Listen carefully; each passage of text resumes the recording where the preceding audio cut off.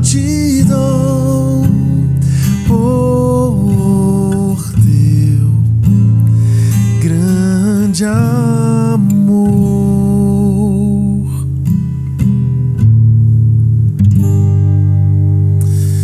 Muito bem, bom dia, boa tarde para você que nos acompanha, você aluno, professor e até mesmo pai que nos acompanha aqui nessa mini semana de oração com o tema Inexplicável Amor.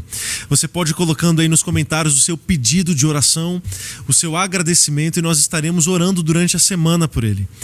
Como convidado especial, durante toda essa semana nós teremos a presença do pastor Henrique Gonçalves, departamental de jovens aqui da Associação Paulista Sul. Mais uma vez, pastor, seja bem-vindo, que Deus te abençoe.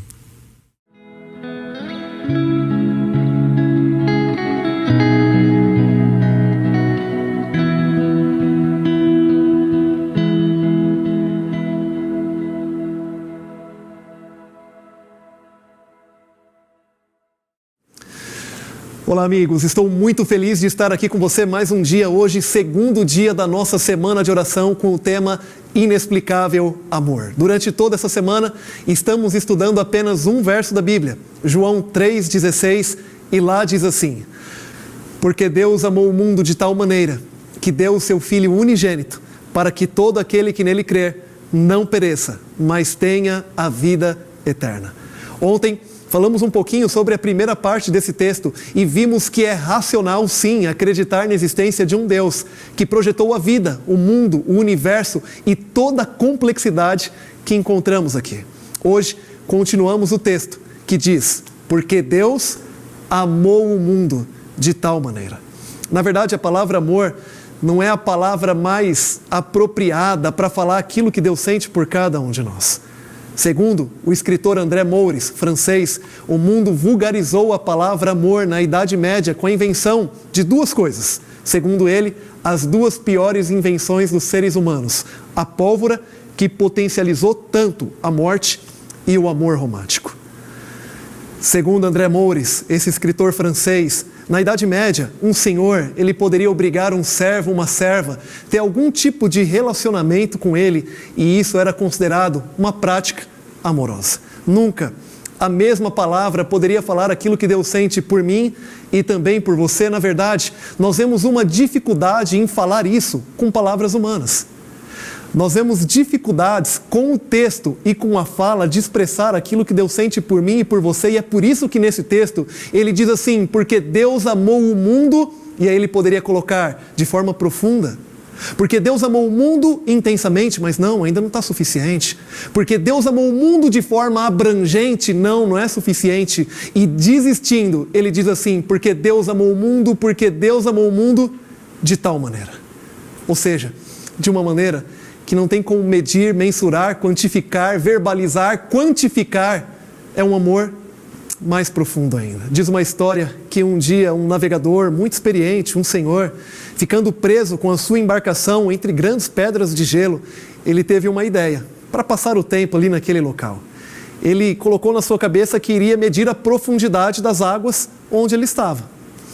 Ele juntou algumas cordas, amarrou a âncora e jogou aquela corda, desceu, não chegou ao fim. Ele puxou a corda, mediu a corda, notou do lado o tamanho da corda e escreveu do lado: é mais profundo ainda. Uma segunda vez ele juntou mais algumas cordas, amarrou a primeira, jogou novamente a âncora e desceu, não chegou ao fim.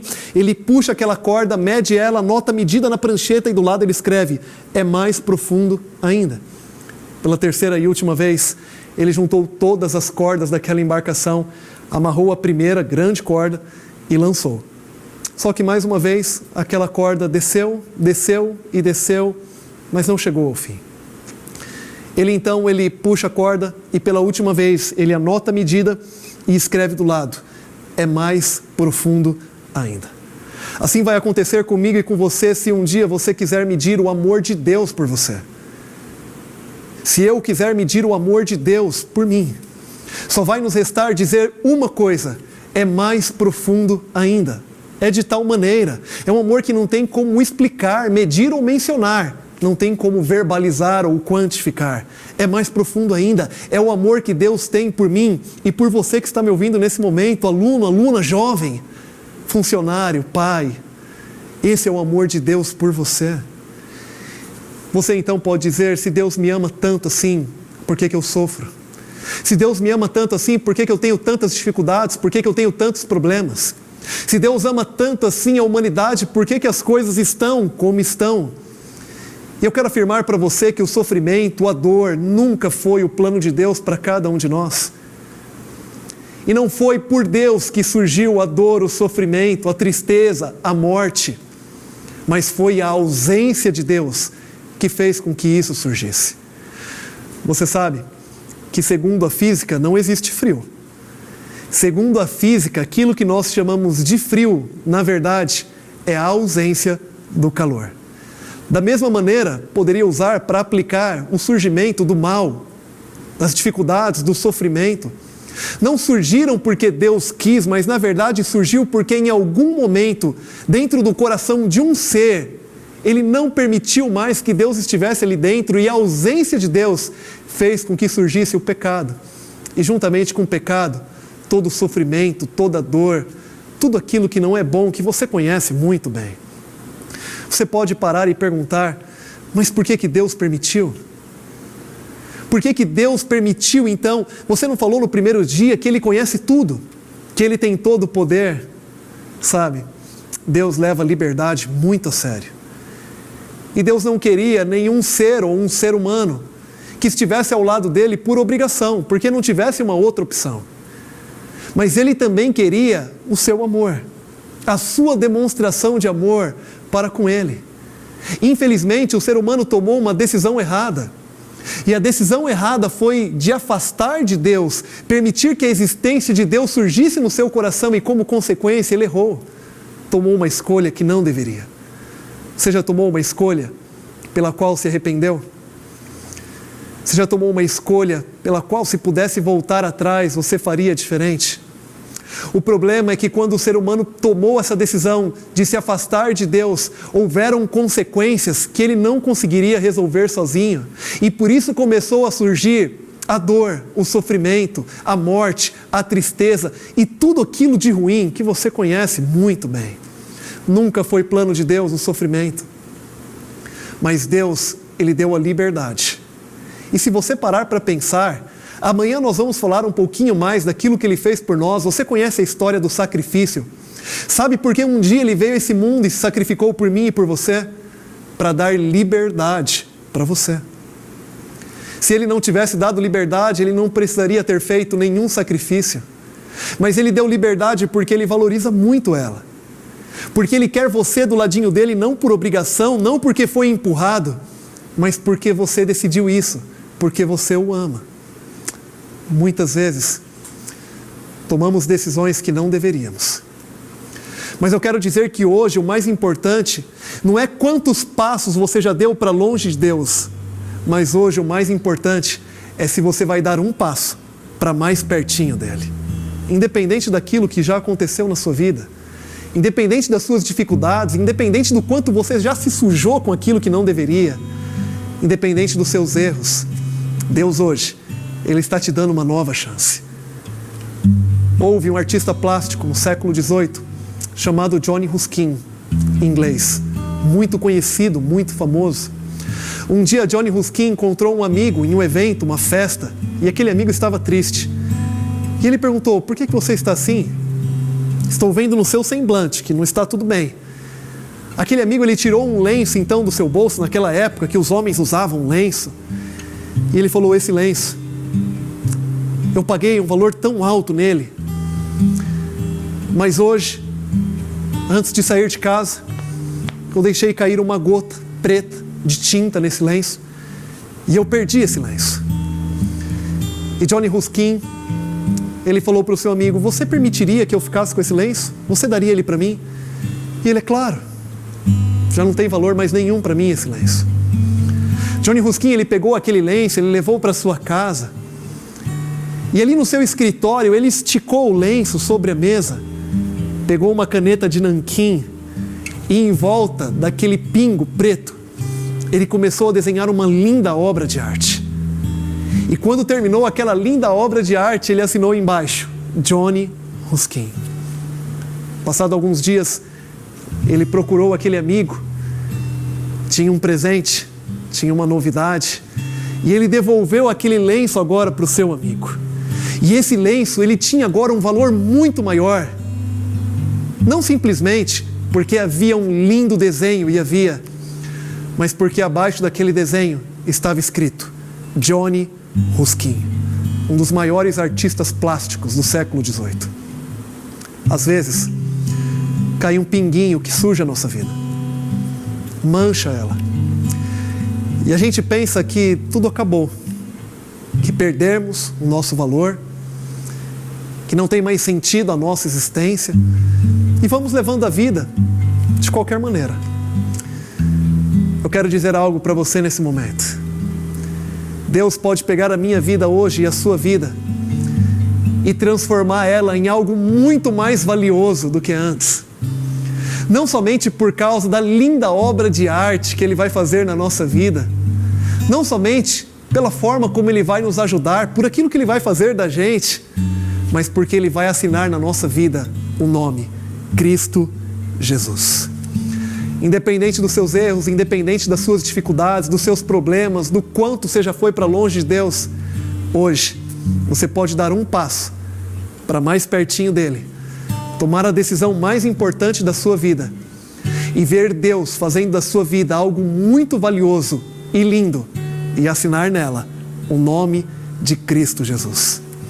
Talvez às vezes você fique pensando que Deus está em silêncio, mas eu quero dizer para você que assim como aquele amigo de Johnny Ruskin não ouvia nada, mas Johnny Ruskin estava transformando aquele pingo em algo muito valioso, em uma linda obra de arte, Deus, por mais que te permita ouvir apenas o silêncio, Ele pode começar hoje a transformar a sua vida em algo muito mais valioso, em algo lindo, e Ele vai assinar com o nome Cristo Jesus. Mas para isso, você precisa entregar para Ele. Esse é o seu desejo? Ouça essa música. E durante essa música, tome a sua decisão de pegar a sua vida, independente de como ela está, se está manchada ou não, se a mancha é pequena ou grande, se esse lenço branco já está bem machucado, e entregar para Ele. Nós vamos fazer isso em oração, com a certeza de que esse Deus, um Deus que tudo pode, que tudo vê, Ele vai pegar a sua vida hoje e vai fazer dela uma linda história. Ouça essa música e tome a sua decisão. Meus pais me disseram que sábios não falam muito.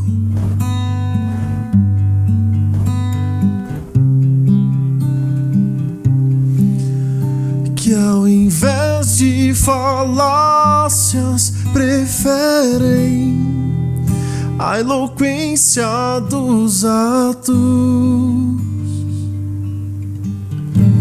Falácia sem freio é virtude dos tolos.